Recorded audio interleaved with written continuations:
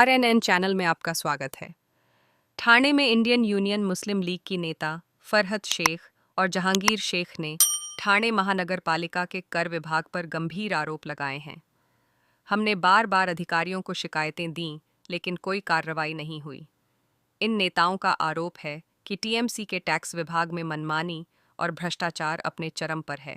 फरहत शेख ने यह भी आरोप लगाया कि आम जनता की समस्याएं सुनने के बजाय अधिकारियों द्वारा उन्हें दबाने की कोशिश की जा रही है।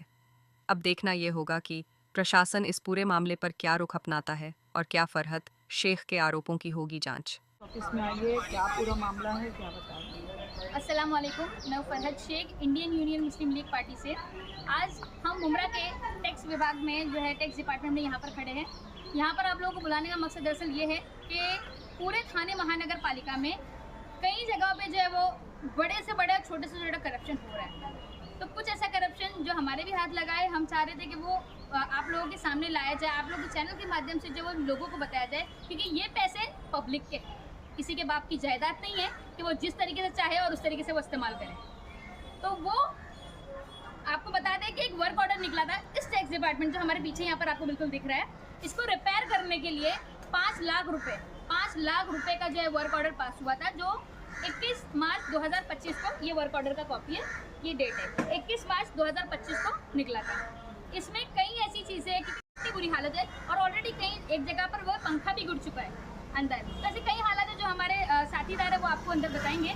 तो ये इसको उजागर करने के लिए ये 5 लाख का काम कैसे होता है ठाणे महानगर पालिका का, ये आपको आज दिखाने के लिए एंट्रेंस आता है। एंट्रेंस के ऊपर अगर आपने देखोगे तो जो उसकी सीलिंग है वो पूरी तरीके से टूटी हुई है और इस तरीके से टूटी है कि अंदर के सलिए दिख रहे हैं पूरे।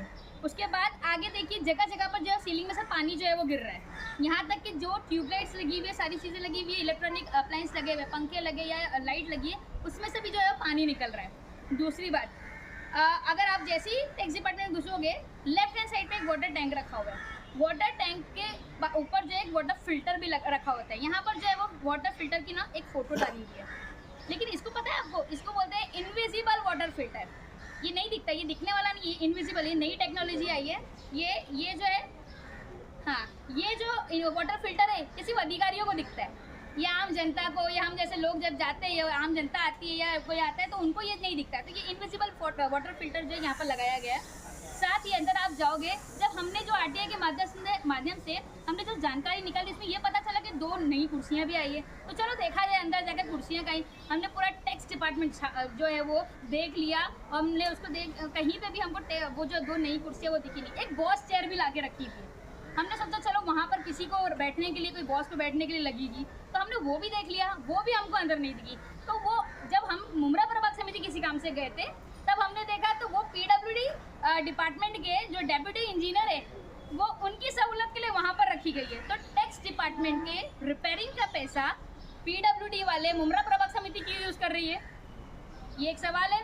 उसके बाद आप जैसे ही अंदर जाएंगे जहाँ पर ऑफिसर्स बैठते हैं, वहाँ पर कॉर्नर साइड में एक जो है पंखा वो गिर चुका था, बाकायदा गिरा हुआ है पंखा। और दूसरी जगह भी जहाँ गिरा हुआ था वहाँ पर लोगों ने टेम्परेरी की चूहे ना आए करके उन्होंने एक बोतल से उसको सील करके रखा है, लेकिन नया पंखा नहीं लगा। क्यों नहीं लगा? रिपेयरिंग के तो पैसे आए थे, लेकिन पंखा क्यों नहीं लगाया गया, ये सवाल है। और वो तो अल्लाह का शुक्र है कि अल्लाह ने जान बख्श दी, जिसके के ऊपर भी वो किसी के ऊपर नहीं गिरा वो पंखा। और अंदर आप जाओगे, पूरी दीवार में सीलन है, पूरी दीवार की जो है वो सीमेंट और वो सब निकला हुआ है। और आप देखोगे कि अंदर का पूरा जो सलिया दिख रहा है। और सीलिंग के ऊपर अगर आप नज़र डालोगे, सीलिंग पूरी खोखली है।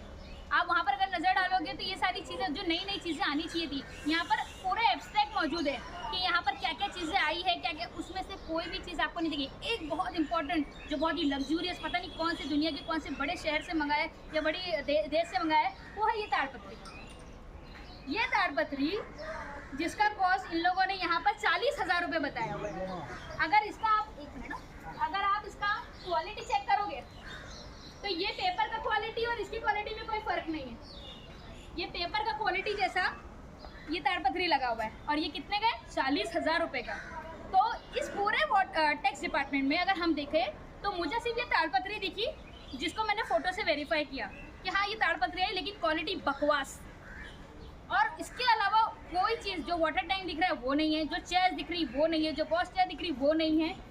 तो ऐसा कुछ भी नहीं है। अब एक बात बताओ, 5 लाख रुपए वो टैक्स डिपार्टमेंट के लिए कितने 5 लाख रुपए पास हुए। तो 5 लाख में 40,000 का काम करवाया, और जो 4 लाख 60,000 है वो कहाँ गए?